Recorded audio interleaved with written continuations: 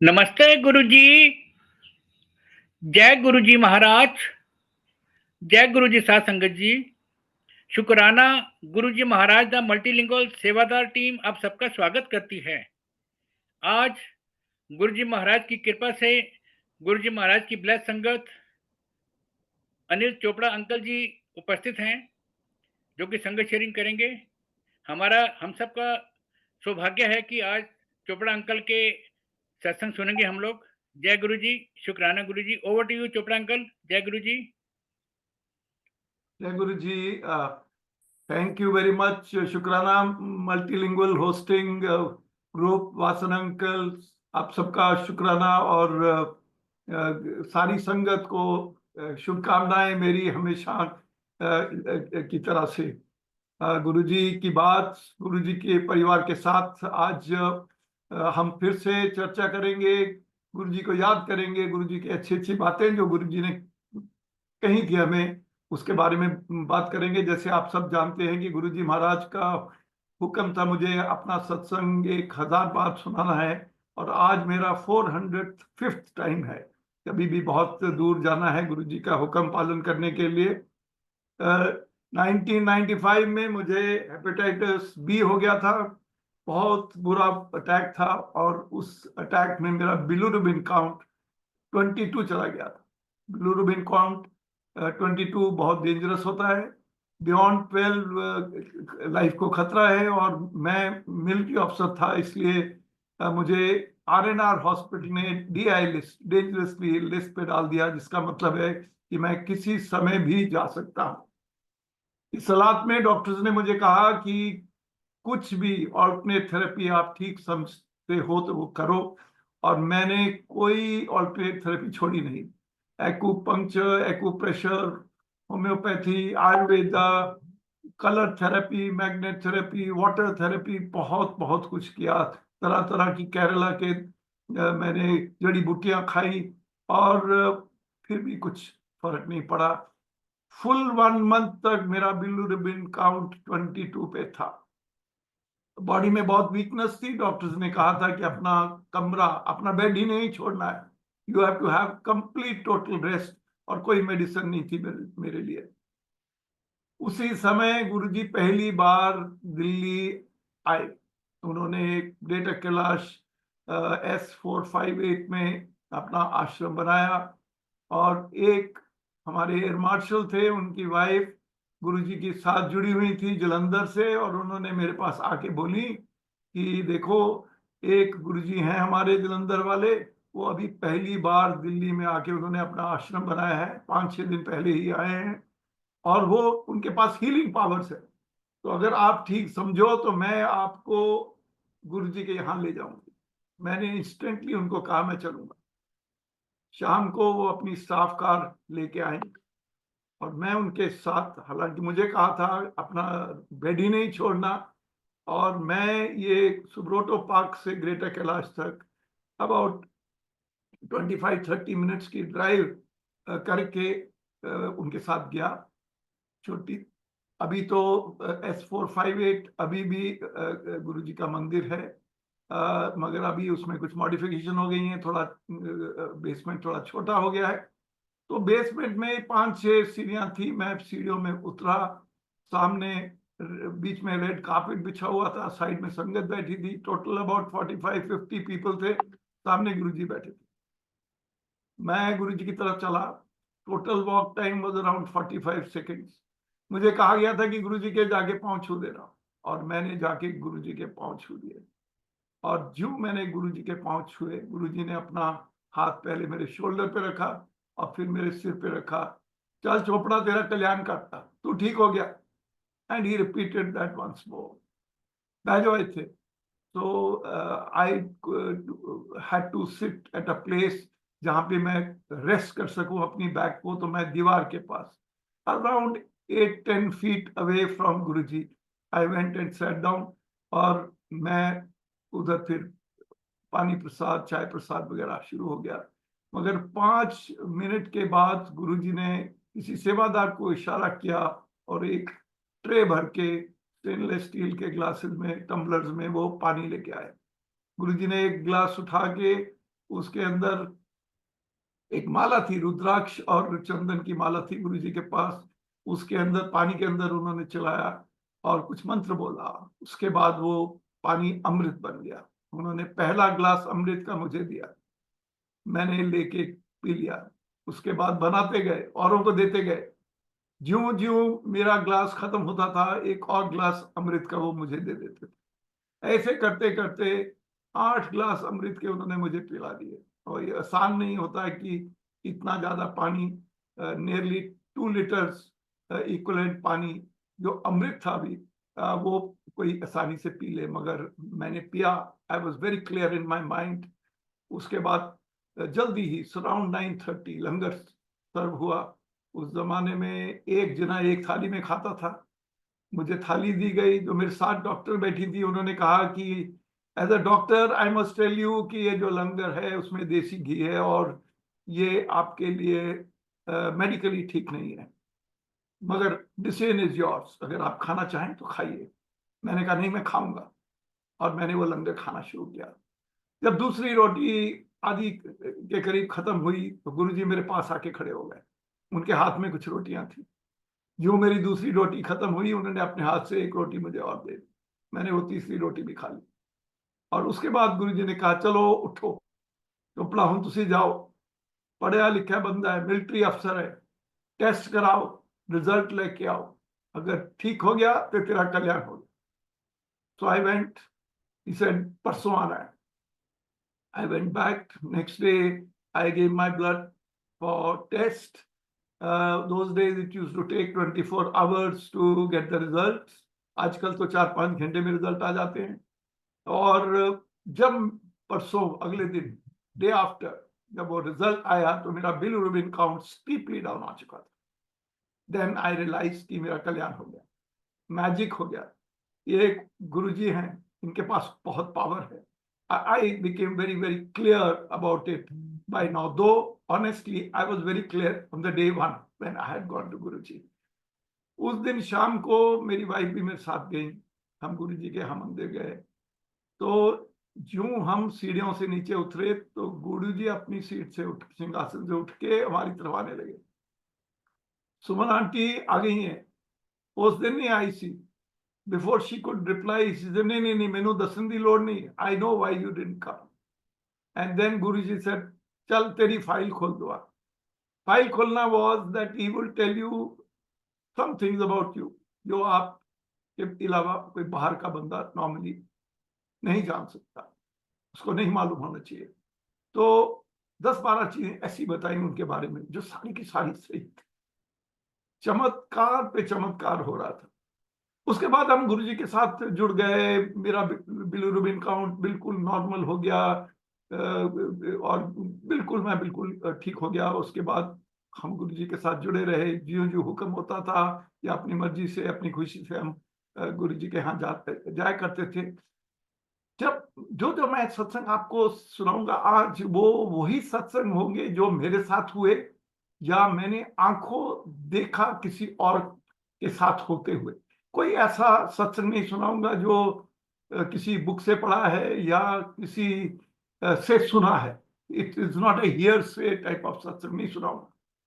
तो जब मेरा ये गुरुजी के साथ जुड़ाव चल रहा था, उसी टाइम एक और मेजर जनरल थे आर्मी के, वो अपना एनुअल मेडिकल के लिए हॉस्पिटल गए, RNR।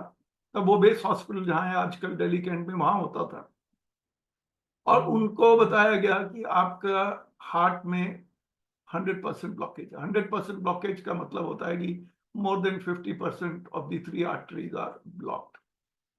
तो जनरल साहब घबरा गए। नया नया एस्कॉट्स हॉस्पिटल खुला था तब। डॉक्टर त्रेहन आए थे विदेश से अपनी बड़ी एक्सपीरियंस के साथ। तो जनरल साहब ने अपॉइंटमेंट ली, एस्कॉट्स में जाके पहले चेक कराया। उन्होंने भी कंफर्म किया जो RNR ने कहा था। उसके बाद अपॉइंटमेंट ली गई, एडवांस वगैरह जो मांगते हैं वो दे दिया गया। और 1 हफ्ते के बाद उनका बाईपास ऑपरेशन, आजकल तो स्टेंट वगैरह लग जाती है, उस जमाने में ओपन हार्ट सर्जरी होती थी। तो उनको बोला गया कि 1 महीने के बाद आप, 1 हफ्ते के बाद आप आइए। और डेट फिक्स हो चुकी थी ऑपरेशन के लिए। अब फैमिली में नॉर्मल जो टेंशन होती हैं, घर के अंदर किसी का बाईपास होना है, बहुत सीरियस इशू है, बच्चे जो दूसरे शहरों में रहते थे वो सब आ गए, फैमिली के मेंबर्स भी इकट्ठे हो गए, नोएडा रहते थे ये लोग, और डिस्कशंस होने लगी। और उस डिस्कशन में किसी ने बताया कि एक गुरुजी हैं, वो आए हुए हैं ग्रेटर कैलाश में, तो हील कर देते हैं, क्यों ना आप उनके यहाँ जाओ। जनरल साहब हंसने लगे, बोले आप लोग पागल हो गए हो, ऐसे अगर हील होता तो सब हॉस्पिटल ना बंद हो जाते आज तक। वो माने नहीं। फैमिली ने भी रियलाइज किया, हाँ वाकई में ये कैसे हो सकता है कि कोई ऐसे आके ऐसे ब्लेस कर देगा कि हार्ट ब्लॉकेज खत्म हो जाएगा। तो फिर अगले दिन किसी ने आके फिर बोला कि नहीं नहीं देखो, आपका कुछ थोड़ी लगने वाला है, आप तो वहां तो गुरु जी है, आप तो हफ्ते भर वेट करना ही है, तो आप वहां चले जाइए और देखो, क्या पता कल्याण हो जाए, क्या पता कोई भगवान ही हो, कोई पावर्स हो उनके पास। और फाइनली फैमिली ने मिलकर डिसाइड किया कि चलो यहाँ गुरु जी के यहाँ चलते हैं। तो वो जिस दिन गुरु जी के यहाँ आए, मेरा भी वो दूसरा या तीसरा दिन था गुरु जी के यहाँ पे। गुरु जी ने उनको अपने चेम्बर जो था जहाँ गुरुजी अपना रेस्ट करते थे, एक छोटा सा कमरा था, अबाउट 10 फीट बाय 12 फीट, एक चारपाई पड़ी हुई थी, एक कुर्सी थी, एक मूड़ा टाइप पड़ा हुआ था, जैसे वो होता है ना लेदर के आज मूड़े आजकल हम देखते हैं, एक चटाई बिछी हुई थी, ऐसा कमरा था, वो चेम्बर था। गुरुजी ने उनको वहां भेजा, उसके अंदर पान के पत्ते उनकी छाती पे लगवाए, फिर मंत्र बोले, 20 मिनट वो वहीं पे रहे, और उसके बाद उन्होंने उनको बाहर बुलाया। और जब वो बाहर आए तो उन्होंने बोला, ਤੁਹਾਡਾ कल्याण हो गया, ਤੁਹਾਡਾ हार्ट का ब्लॉकेज खत्म। So everybody, all of us, including me, were hearing this were a little initially astonished. Of course, in my case, I had already seen the results, but many others were astonished. मगर उसके बाद वो गुरुजी के यहाँ उन्होंने गुरुजी ने कहा, जाइए आप टेस्ट कराइए, अगर तो आपका ब्लॉकेज है तो आपका तो अपॉइंटमेंट फिक्स है, आपने पैसे दिए हुए हैं, अगर ब्लॉकेज खत्म हो गया तो आपका कल्याण हो गया। तो जनरल साहब जाते हैं, अगले दिन फैमिली डिसाइड करती है कि स्कॉट हॉस्पिटल जाएंगे। वो गए वहां पे, डॉक्टर्स हंसने लगे, बोले क्या पागलपंती है ये, आप लोग क्या कह रहे हो। उन्होंने कहा नहीं, हम टेस्ट कराएंगे। उन्होंने कहा टेस्ट बहुत महंगा है, 10,000 के करीब का खर्चा होगा, आपको देना पड़ेगा उसके लिए। वो कहते देंगे। तो उन्होंने टेस्ट किया और वो ब्लॉकेज जीरो था, जीरो ब्लॉकेज मीन्स उनकी आर्टरी बिल्कुल क्लियर हो चुकी थी। तो डॉक्टर्स बहुत हैरान हुए, उन्होंने वो 10,000 भी नहीं लिया, जो आगे भी एडवांस लिए हुए थे वो भी रिटर्न कर दिए, और बोलने लगे कि हम आपके यहाँ जो गुरुजी हैं उनके यहाँ जाएं। तो वो सब डॉक्टर्स गुरुजी के यहाँ आए, डॉक्टर त्रेहन भी वो जुड़ गए गुरुजी के साथ, और ये सारे डॉक्टर्स भी जो थे वो गुरुजी के साथ उसके बाद जुड़ गए। ये तो मैंने आपको दो मेडिकल रिलेटेड सत्संग सुनाए जो मेरे साथ डायरेक्टली हुआ, और जनरल साहब का जो मैंने खुद देखा।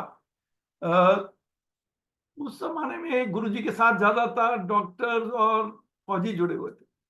मैंने एक बार गुरुजी से पूछा, मैंने कहा इतने डॉक्टर और फौजी आपके साथ जुड़े हुए हैं, इसका क्या कारण है और क्यों आपको लगता है। तो उन्होंने, गुरुजी ने मुझे बताया कि ये जो फौजी होते हैं ना, उन्होंने कहा जो मेरी हीलिंग है ना, उसके लिए गुरु की हीलिंग के लिए बंदे का दिमाग दिल साफ होना चाहिए। जैसे जो फौजी होते हैं ना, बहुत यंग एज पे 15-16 साल की उम्र में आप उनको ट्रेनिंग में ले लेते हो, चाहे वो जवान है या अफसर है, और उसको खूब रगड़ा चलाया जाता है, उसको इतना डिसिप्लिन बनाया जाता है, उसका दिमाग फोकस पे हो जाता है, उसका दिमाग भटकता नहीं है, बिल्कुल टारगेट की तरफ देखता है। तो इसलिए जो फौजी हैं वो जब मेरे साथ जुड़ते हैं तो दिलो दिमाग से जुड़ते हैं, और इसलिए उनको हील करना आसान हो जाता है। वैसे भी फौजी लोग इतनी कड़ी लाइफ जीते हैं, और वो देश की सेवा करते हैं, बॉर्डर पे बैठते हैं, फैमिलियों के साथ अलग रहते हैं। मुझे लगता है कि उनको और भी ज्यादा जरूरत है ऐसी ब्लेसिंग्स और हीलिंग की। और डॉक्टर्स के बारे में गुरुजी ने कहा कि जो डॉक्टर है वो जानता है कि अगर वो एलोपैथिक डॉक्टर है तो हर मेडिसिन में लिमिट है, अगर मेडिसिन में लिमिट ना होती तो कोई मरता ही नहीं, क्योंकि वो हर चीज को ठीक कर देते। तो वो सब जानते हैं कि हर, और डॉक्टर खुद इतना बीमार होते हैं, तो इसलिए जो डॉक्टर है वो खुद कई बार alternate therapy allopathic doctor homeopathy Ayurveda की दवाइयाँ खाता है कई बार, क्योंकि उसको पता है कि मेडिसिन में भी एक लिमिट है। और इसलिए डॉक्टर जब मेरे पास आते हैं, उनको मालूम है कि ऑल्टरनेट हीलिंग में बहुत पावर है, और गुरुओं के पास पावर है, जो स्पेशली जो लोग एक हायर लेवल के ऊपर पहुंच चुके हैं अपनी मेडिटेशन और अपनी तपस्या के साथ, जिनके पास पावर्स आ गई हैं, जैसे गुरु जी के पास थी। एक बार एक और हमारे दोस्त थे, ग्रुप कैप्टन थे एयरफोर्स के अंदर, वीआईपी स्क्वाड्रन डॉर्नियर जहाज उड़ाते थे, उसके सीओ थे।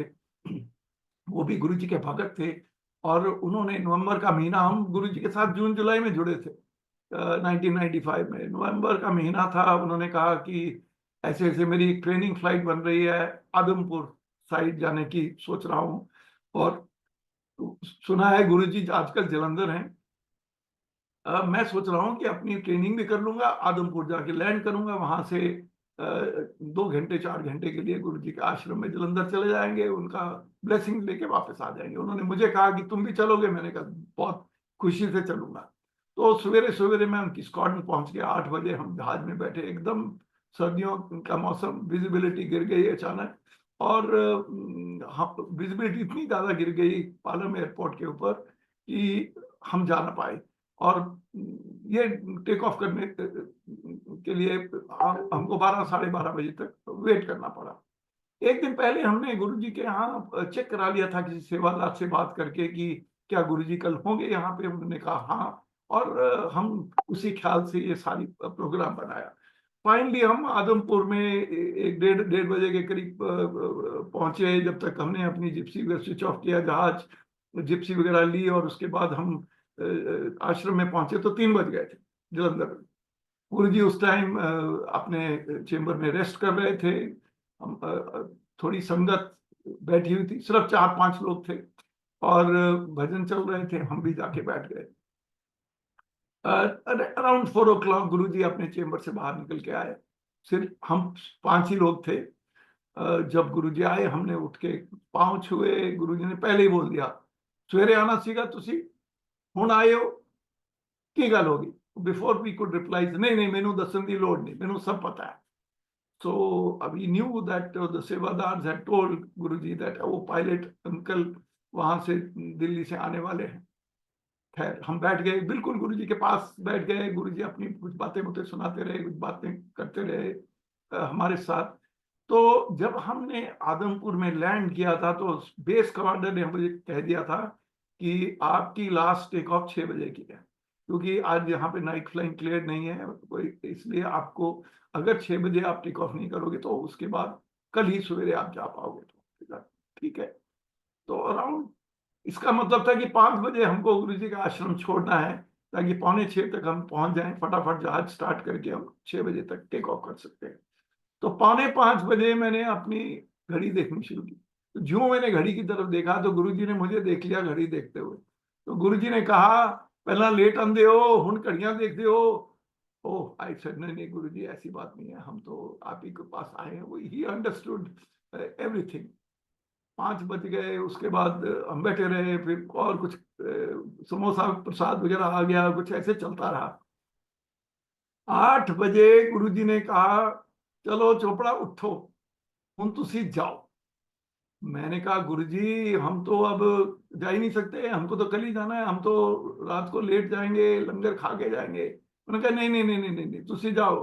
बिफोर दैट उन्होंने अपने एक सेवादार को इशारा करके 2 साड़ियां और 4 लवली के लड्डू के डब्बे हमारे को उन्होंने दोनों को दे दिए।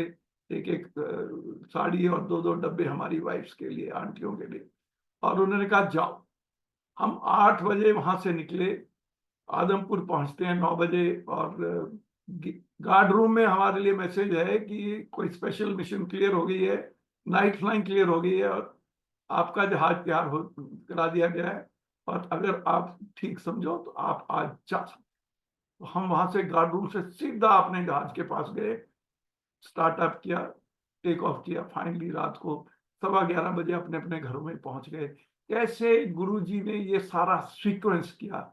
देखो, हम नॉर्मली इतनी दूर से आए थे, तो हम तो लंगर खा के जाना चाहते थे, तो गुरुजी ने कैसे ये सारी बात को सीक्वेंस किया, you can imagine. So this is another type of satsang I thought I will tell you. गुरु जी के यहाँ पे बहुत बड़े बड़े लोग आते थे, जो अपने आप को वीआईपी समझते थे, कोई वीवीआईपी समझते थे। यहाँ पे president of India, prime minister VP Singh, Mayawati और ये भजन लाल और तरह तरह के और सीनियर लोग आते थे।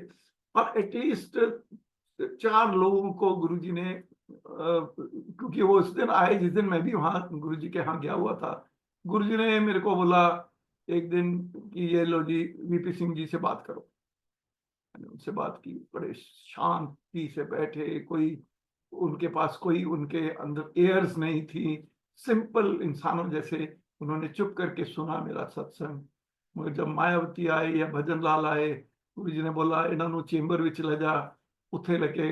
But I found that both of them had some political airs about themselves. वो जैसे होता है ना कि गुरुजी को टेस्ट करने आते हैं लोग, वैसे, और दे परहैप्स वांटेड पॉलिटिकल ब्लेसिंग्स।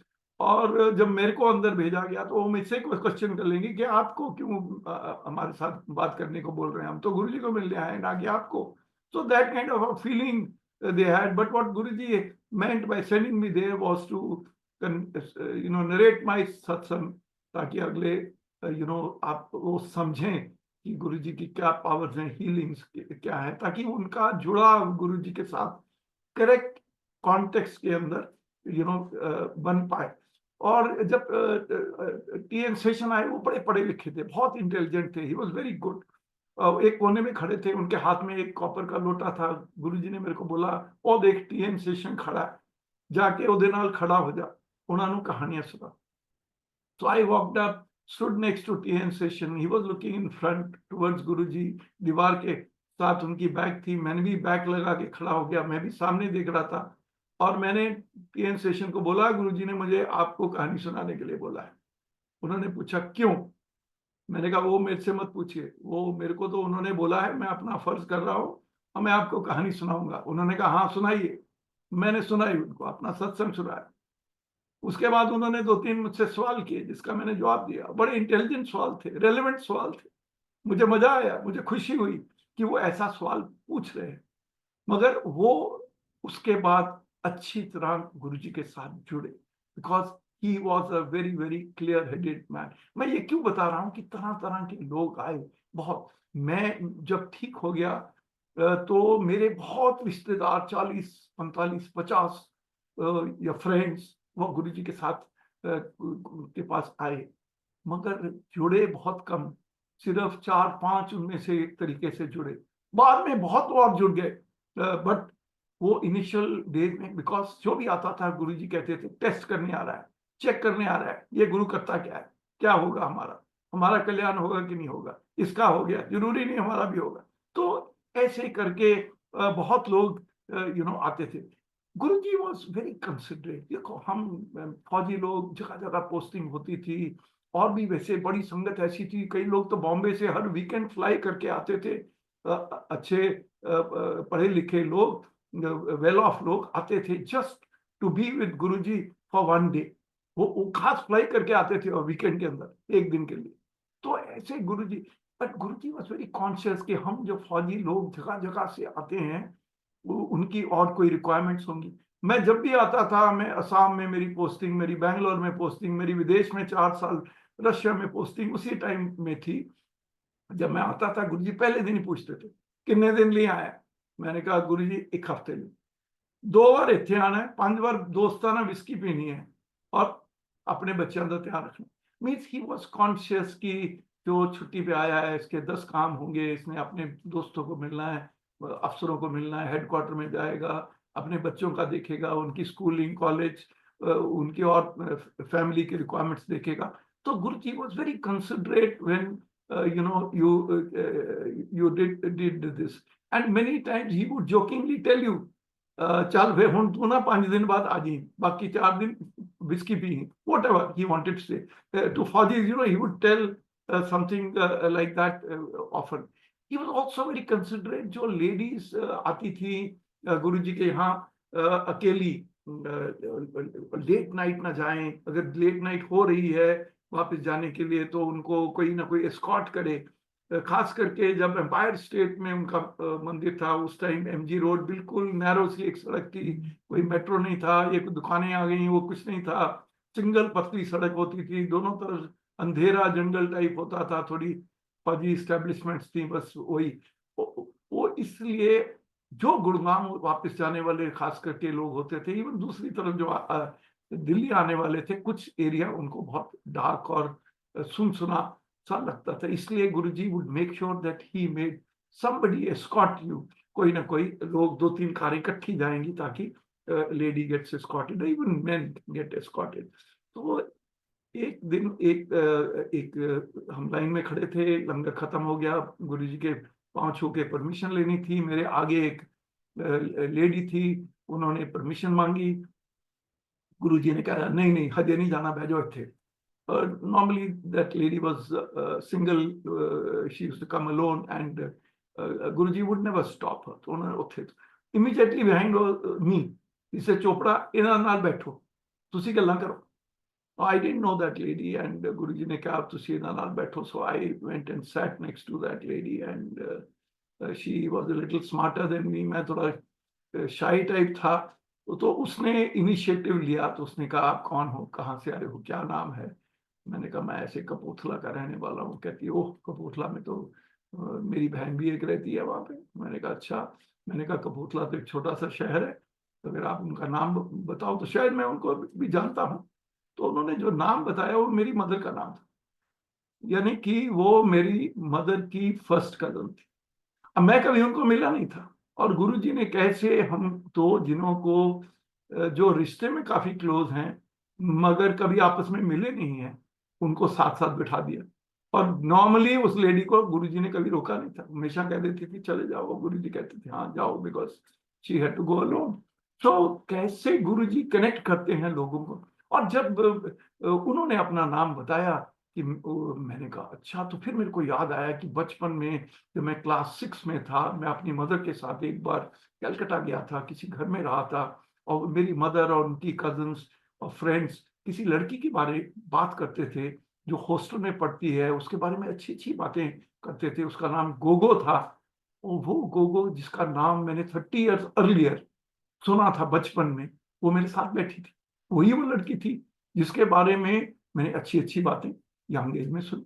उसके बाद वो लेडी और हम ऐसे जुड़ गए, became closure then family can be, और आज तक वैसे ही जुड़े हुए हैं। और वो गुरु जी की भगत है, थी, और हमेशा के लिए रहेंगी। एक बार मेरी वाइफ को सपना आया, दोपहर का टाइम था, उन्होंने सपने में गुरुजी को देखा। तो गुरुजी ने हाफ शर्ट पहन रखी थी, ट्राउजर्स पहन रखी थी, गुरुजी ने अपने फ्लीट्स पहन रखे थे, स्नीकर्स, और उठ के एकदम बोली कि ऐसे ऐसे मैंने गुरुजी को देखा, गुरुजी ने ऐसे कपड़े तो हमने उनको कभी पहनते हुए देखा नहीं है। तो कहते चलो आज गुरुजी के चलते हैं यहीं, ये अपना एम्पायर स्टेट में। हम एकदम तैयार होके अर्ली निकल गए, मतलब हम 4 बजे घर से निकले, 5 बजे हम गुरुजी के यहाँ सीढ़ियों पे बैठे हुए थे। एक और लेडी एल्डरली बैठी हुई थी वहां पे, हम तीनों जने बैठे। पूरे 5 बजे गुरुजी के आश्रम का दरवाजा खुलता है। नॉर्मली लोग 6 बजे के करीब आते थे, संगत आती थी, और दरवाजे में खड़े हैं गुरुजी। उन्होंने ट्राउजर पहन रखी, हाफ शर्ट पहन रखी है, और स्नीकर पहन रखी। My God, exactly what she had seen. तो हमने गुरुजी को ये जब सपने की बात सुनाई तो गुरुजी हंसने लगे। अंदर गए, वहां एक साइड बोर्ड था, उन्होंने छलांग मार के गुरुजी उसके ऊपर चौंकड़ी मार के बैठ गए, और उन्होंने मुझे और मेरी वाइफ को एक एक आर्म में ऐसे पकड़ लिया, और वो बताने लगे, कहते मैं तो ये ऐसे कपड़े बहुत पहनता हूँ, मैं तो सवेरे वॉक के लिए जाता हूँ, तो मैं ऐसे ही कपड़ों में जाता हूँ, स्नीकर्स पहन के, हाफ शर्ट ट्राउजर, ऐसे कैजुअल्स में बिल्कुल रहता हूँ। मैंने कहा हमने तो आपको पहली बार देखा है, पर so obviously many more people had seen Guruji in a similar dress earlier, but we had not seen. गुरुजी के कई बार गुरुजी लोगों से पाँव दबाते थे और टांगे, काफ्स, शोल्डर्स, हाथ, ऐसे गुरुजी दबाते थे। कुछ बार उन्होंने 2-3 बार मुझसे भी दबाया, मगर बहुत लोग थे जिनसे, जैसे अरुण शौरी, उनसे बहुत बार, मेनका गांधी, उससे बहुत बार दबाते थे अपने पाँव। तो मेरी बेटियां और मेरी वाइफ, उन्होंने मुझसे कहा कि ये गुरुजी इतने लोगों से पाँव दबाते हैं, आपसे भी दबा लिए, हमसे आज तक क्यों नहीं दबाए? So this was the question. They were being envious. तो मैंने गुरुजी से एक दिन पूछा, मैं कहा गुरुजी आप लोगों से पाँव दबाते, मेरे से भी दबाए। मेरी बेटियां और मेरी वाइफ कहती है कि आपने हमसे कभी नहीं दबाया। तो जो गुरुजी ने बात बताई, कहते हैं गुरुजी ने 2 बातें बताई। एक तो गुरुजी कहते हैं कि जो गुरु है ना, वो एनर्जी ट्रांसमिट कर रहा है, उस एनर्जी ट्रांसमिट में उसका एनर्जी लॉस है और लोग जो रिसीव कर रहे हैं उनका एनर्जी गेन है, and that is how they are getting healed. And the second is that some people require energy through physical energy touch. और वो लोगों से मैं पाँव दबाता हूँ, उसमें 2 काम हो रहे हैं, एक कि मेरी हीलिंग हो रही है, एक उनकी हीलिंग हो रही है। So then I understood this logic and I tried to explain this to many people. और ये एनर्जी की मैं बात बताऊं, और this is the most pertinent part of Guruji's entire my satsang, is कि मैंने बहुत लोग मुझे कहते थे कि देखो आप जब आए तो within 45 seconds of your presence Guruji ने आपको ब्लेस कर दिया, और हम कितने सालों से आ रहे हैं यहाँ पे, हमसे तो गुरु जी ने कभी बात ही नहीं की, हमको तो ये भी नहीं पता वो हमको ब्लेसिंग हो रही है कि नहीं, क्या हम कभी ठीक होंगे कि नहीं होंगे। तो ये लोग सवाल पूछते। तो मैंने एक दिन गुरु जी से पूछा, मैंने कहा लोग ऐसे कहते हैं, आपने मुझे तो 45 सेकंड में ब्लेस कर दिया, ठीक कर दिया, और लोग हैं कई जो सालों से आपके पास जुड़े हुए, मगर आपने तो उनसे कभी बात भी नहीं की।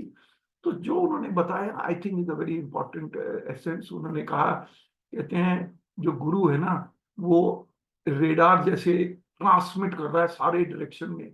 उसका रेडार जो है ना, वो सारे डायरेक्शन में एनर्जी ट्रांसमिट कर रहा है, मगर जो आप है, संगत है, वो उस एनर्जी को लेने के लिए तैयार है, वो ले पाती है कि नहीं, वो उस पर डिपेंड करता है। कहते जिस दिन तुम आए, मैं आपकी एयरफोर्स की लैंग्वेज में बताता हूँ, जो आपका रेडार, उसका जो एंटना था, वो बिल्कुल क्लियरली फोकस था मेरी एनर्जी लेने के लिए, और मैंने एक बर्स्ट ऑफ एनर्जी पंप कर दी, जिससे आपको ब्लेसिंग मिल गई, आपको हीलिंग मिली, आप immediately ठीक हो गए।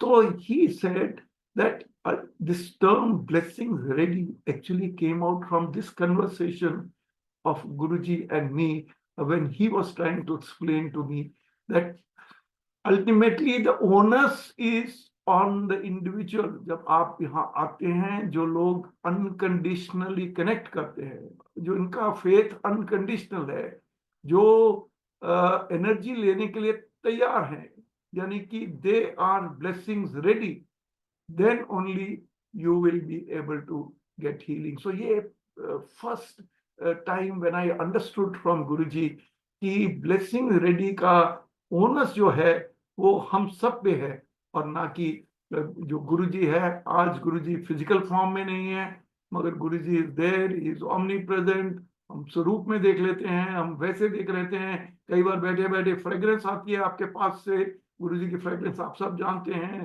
रोज और चंदन की मिक्स्ड टाइप ऑफ फ्रेग्रेंस थी। और सारी संगत ने, मेजॉरिटी ऑफ द संगत ने कभी ना कभी, 1 बार, 10 बार, 50 बार वो फ्रेग्रेंस को एक्सपीरियंस किया। हम सब ने उस फ्रेग्रेंस को एक्सपीरियंस किया। एक बार एक लेडी आई, वो एक प्रिंसेस थी किसी राजस्थान रॉयल फैमिली की, वो उसके साथ 3 लड़कियां थी। वो आके गुरुजी के पास उन्होंने पाँव छुए, मैं भी बैठा था कहीं दूर। तो गुरुजी खान में उन्होंने आपस में कुछ बात की, मैं नहीं जानता क्या बात कर रहे थे, मगर I could make out that Guruji knew them and they knew Guruji from earlier. तो गुरुजी ने कहा, चलो तुसी मेरे चेंबर विच चले जाओ, चोपड़ा तुसी इन्हां दे नाल जाओ। So I got up, I followed those ladies and we went to the chamber, 4 of them and I. and I started narrating my satsang, and when I just started, within 1 minute, Guruji himself walked in. So I thought, now that Guruji has come, I have no role. So I decided to leave the room. He said, "Nahi, Chopra, तुसी इत्थे रहो." So I stood there, and then I heard the conversation. It's important. Guruji asked the second girl, he says, "Imtihan ho gaya?" Oh, she said yes. He says, she was studying eco honors. That was her second year. No, that was her third year. And Guruji said, "Pass ho jayenge?" वो कहती है, "गुरुजी पता नहीं है, I have no idea, I have big doubt." तो गुरुजी ने कहा, "चल मैं तेरे को सेकंड ईयर के इको ऑनर्स के 3 सवाल पूछूंगा, अगर तो तूने जवाब ठीक दे दिए तो पास है, अगर नहीं दिए तो तू फेल रहेगी." तो गुरुजी ने इको ऑनर्स सेकंड ईयर के 3 सवाल पूछे, तीनों का जवाब वो लड़की नहीं दे पाई, मगर तीनों उसी सेकंड ईयर के एक्चुअल क्वेश्चंस थे. See how econ is not an ordinary subject. For anybody to know questions of eco honors of a particular year syllabus is not easy. I do not know finally that girl passed or not. I have no idea. But the fact that Guruji could ask such questions, makes a big point about, how Guruji sort of had the power of knowledge in all, completeness. एक बार ना एक lady greater Kailash में नजदीकी कहीं रहती थी, कुछ अमीर घर की थी, एल्डरली थी, 85 इयर्स की थी. वो आके गुरुजी के यहाँ पाँव में आके बैठी. तो गुरुजी ने कहा, नहीं नहीं, उतर जाओ उतर जाओ. दूध. He didn't want her to sit next to his feet and block the way for others to come and pay their respects.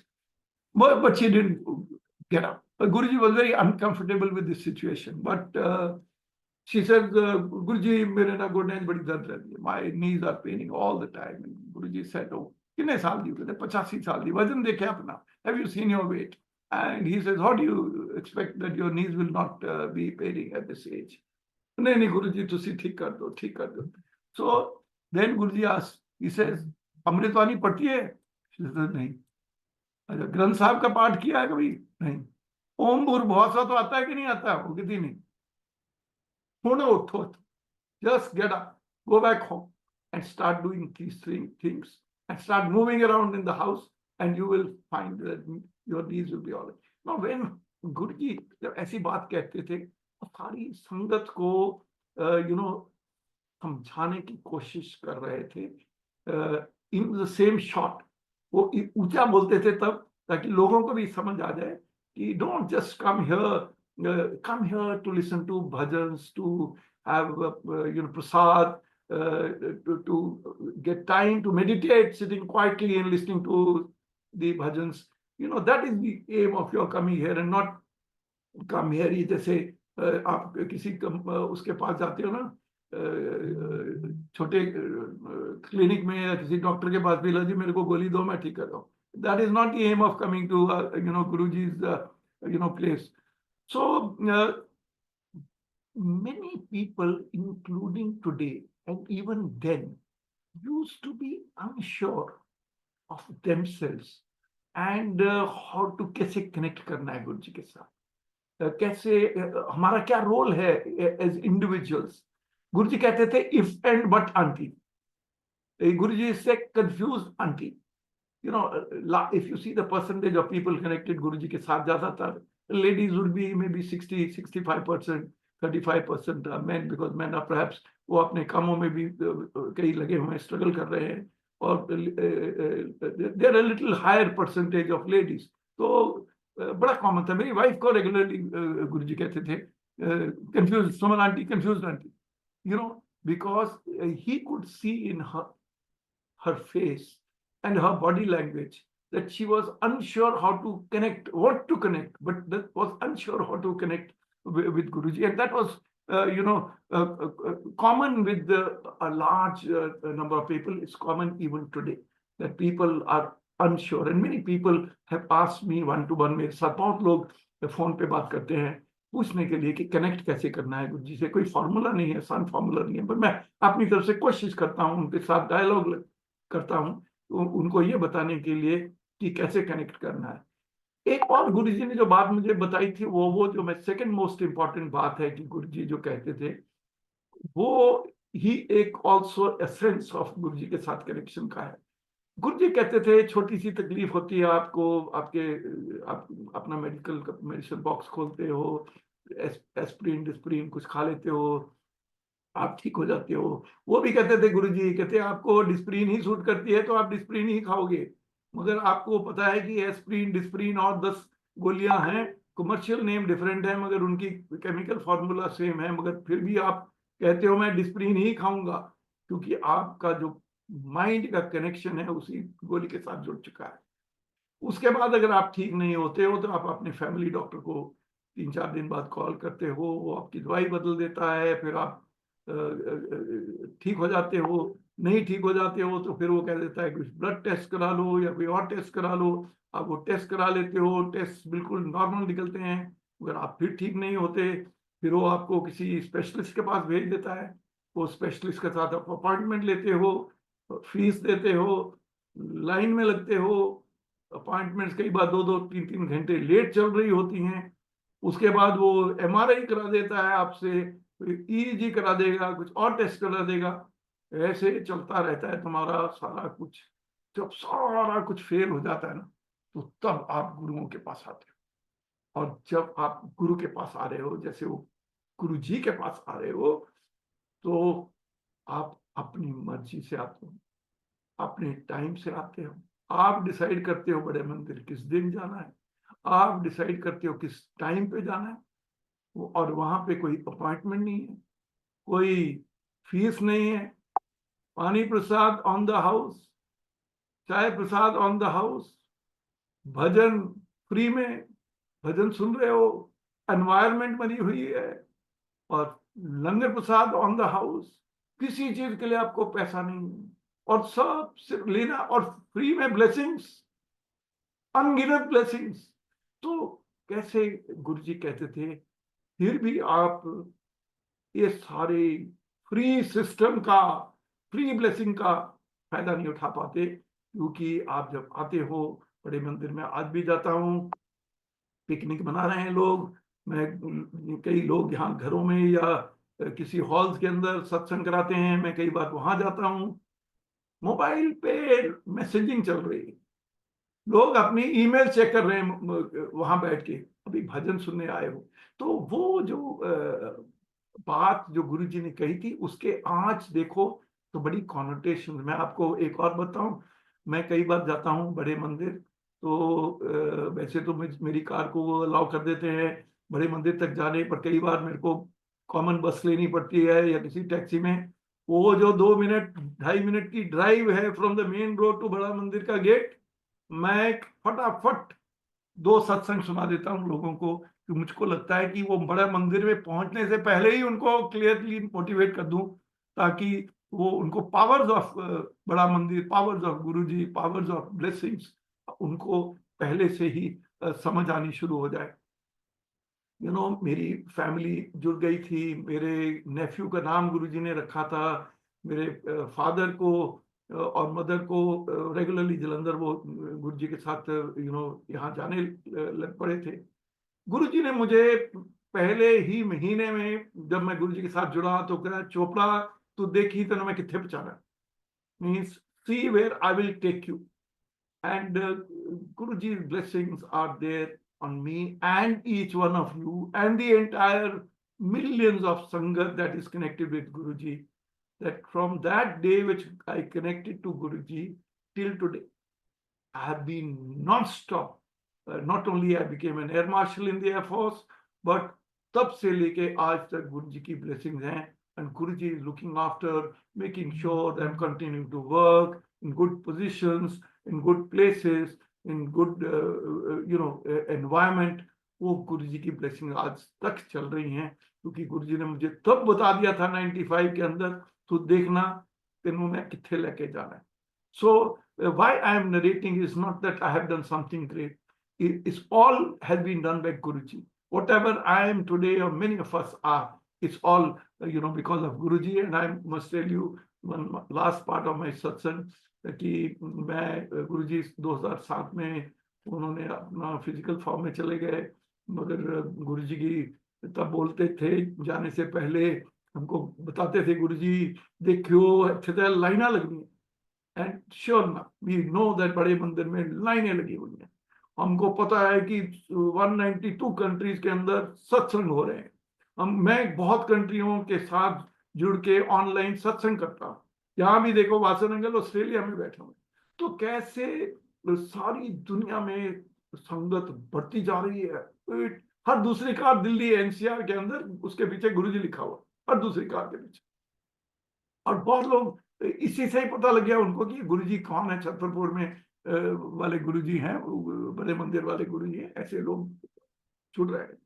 तो 2012 में जब मैं एयर मार्शल था, एक बार मैं अपनी स्क्वाड्रन में ग्वालियर मिराज 2000 स्क्वाड्रन जो मैंने कमांड की थी, मैं इनिशियल पायलट्स में ट्रेन करके आया था फ्रांस में, और मैंने वही स्क्वाड्रन कमांड की थी, वही जो मिराज 2000 जो बालाकोट में भी इस्तेमाल किए गए जहाज। तो मैं स्क्वाड्रन का सीओ था, एक कोमोडोर कमांडेंट था, एयर मार्शल था। तो ट्रेडिशनल है कि जाके मैं स्क्वाड्रन के साथ सीओ के साथ फ्लाई करूंगा, और सीओ और मैं एक मिराज लेके फ्लाइंग के लिए गए ट्रेनिंग सॉर्टी के लिए। 5 मिनट की टेक ऑफ के बाद 11,000 फुट की ऊंचाई में एक बड़ा धमाका हुआ। एयरक्राफ्ट का इकलौता इंजन वो फट गया, और उस इंजन के अंदर आग लग गई, और हमको अब पता लग गया कि हमको कोई चॉइस नहीं है, मगर हमको जहाज में से कूदना पड़ेगा। कूदने के लिए फाइटर जहाज के अंदर इजेक्शन सीट लगी होती है, जो इजेक्शन सीट है वो जहाज के अंदर से आपको उठा के मारती है बाहर, और फिर पैराशूट से तुम खुल जाते हो। वो इजेक्शन सीट के अंदर 19 कार्ट्रिज और रॉकेट्स लगे होते हैं, और वो 2.5 सेकंड के अंदर 19 के 19 एक प्री डिसाइडेड सीक्वेंस के साथ चलते हैं। और उस टाइम इतनी तेजी से तुमको जहाज से बाहर निकाला जाता है कि जो तुम्हारी बॉडी है उसके ऊपर जो नॉर्मल ग्रेविटी है उससे 25 से 28 टाइम्स फोर्स लगती है। देखो बॉडी यूज टू है, हम जब चलते हैं या भागते हैं हमारे पे बॉडी पे कुछ फोर्स लगती है। अगर इमेजिन करो कि उस फोर्स को 25-28 टाइम्स बढ़ा दिया जाए तो बहुत बॉडी को स्ट्रेन देती है, बैक और नेक के लिए बहुत रिस्की होती है। तो फ्यू सेकेंड्स जब हमको मिले अपने आप को मेंटली तैयार करने के लिए, इजेक्शन करने के लिए, तो दो बातें मेरे दिल के अंदर आई। पहले मैंने अपने आप को बोला कि देखो मेरी लाइफ की सारी फ्लाइंग ट्रेनिंग जो मैंने की है उसका टेस्ट है।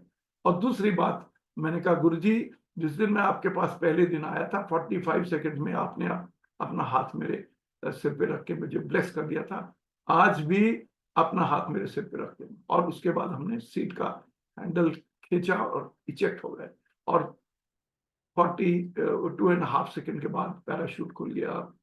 आज मैं बैठा 73 इयर्स की एज में आपके साथ सत्संग कर रहा हूँ, सीधा बैठा हूँ। भगवान की दया, गुरु जी की ब्लेसिंग से मेरी नेक बैक एब्सोल्युटली नॉर्मल है। हालांकि 40 इयर्स एंड अबव के ऊपर जितने भी लोग इजेक्ट करते हैं उनको छोटी मोटी बैक और नेक की प्रॉब्लम लाइफ भर के लिए रह जाती है। गुरु जी की इतनी पावरफुल ब्लेसिंग्स है, और एक ब्लेसिंग्स का सबूत आज आपसे बात कर रहा है, आपके सामने वीडियो अपना शेयर कर रहा है। इफ्स एंड बट्स निकालिए अपने दिमाग से, गुरुजी के साथ जुड़िए, अनकंडीशनल जुड़िए, ब्लेसिंग्स रेडी बनिए, ताकि आपको गुरुजी की ब्लेसिंग्स सबको देना चाह रहे हैं, गुरुजी दे रहे हैं, मगर हम शायद उसके लिए पूरा लेने के लिए कई बार तैयार नहीं है, और वो तैयारी हमको आपको सबको करनी है। जय Gurudeep. Thank you once again Vasar uncle, thank you शुक्राना multilingual hosting for inviting me. I am blessed yes. जय गुरु जी महाराज। बहुत ही प्यारे प्यारे सत्संग, यादगारी सत्संग अंकल आपने सुनाए हैं, गुरु परिवार ने सुने हैं, और बहुत ही ब्लेसिंग्स मैसेजेस संगत को मिले हैं। मैं विनोद मल्होत्रा अंकल जी से रिक्वेस्ट करूंगा प्लीज अपने आप को अनम्यूट करें।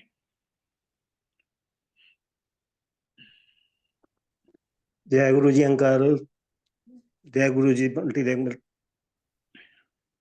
गुरु जी, जय गुरु जी। आवाज आ रही है अंकल मेरी? You are Audible Vinod ji. बहुत बहुत शुक्राना अनिल चोपड़ा अंकल, आप लोग ऐसे कनेक्ट करवा देते हैं गुरुजी से हमको, जैसे अभी हम आपसे नहीं गुरुजी में ही खोए हुए होते हैं। आपके सत्संग में ऐसा फीलिंग आती है कि हम गुरुजी से ही कनेक्ट हो रहे हैं इस टाइम पे। उस टाइम ही नहीं आप लोगों को कहानियां सुनाते थे, आज कहानी नहीं सुना रहे हैं, आज तो आप साक्षात हमें गुरुजी के दर्शन करवा देते हैं। आपका बहुत बहुत धन्यवाद है।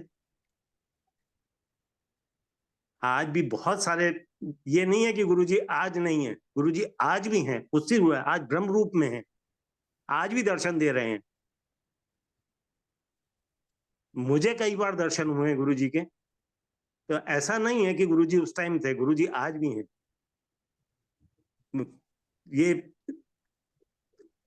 कोई रीजन रहा होगा कि मैं उस टाइम गुरुजी से नहीं कनेक्ट हो पाया, लेकिन आज मैं गुरुजी से इतना कनेक्टेड हूं, बहुत ज्यादा गुरुजी ने ही कनेक्ट कर रखा है मुझे। बहुत बहुत थैंक्स है अंकल आपका, जो आज भी आप हम लोगों को गुरुजी से कनेक्ट करवा देते हैं। Thank you uncle. शुक्राना शुक्राना शुक्राना अंकल। जैसा कि मैंने आपसे पहले विनती की थी कि मेरे को आप पूरे महीने में जो जो आपके स्लॉट्स हैं अवेलेबल आपके पास हमें बता दें, हाँ जी, उसी हिसाब से हम लोग कोशिश करेंगे, अग्रसर रहेंगे कि आपको उसी स्लॉट वो आपको देके आपके संघर्ष हम लोग सुने, सत्संग सुने। तो इतनी डे टू डे अब इतनी बिजी लाइफ है कि हम लोग कम्युनिकेट नहीं कर पाते हैं, तो उसको आप अपनी तरफ से आप सेवा मान लो कि आपने मेरे को मैसेज लिखना है, ये आपकी सेवा है मल्टीमीडिया के लिए कि आपने अंकल, हर महीने हाँ जी, एग्जाम लिखने जा रहे हो, उसमें से जो अवेलेबल होगा आपको मिल जाएगा संघर्ष शेयरिंग के लिए। मैं अंकल 16 तारीख को यूएस जा रहा हूँ, उसके बाद फिर मैं आपको करूंगा, अभी तो बहुत बिजी हो रहा हूँ मैं यहाँ पे, जय गुरु यूएस जी, जाने के शुक्राना बाद गुरु जी। फिर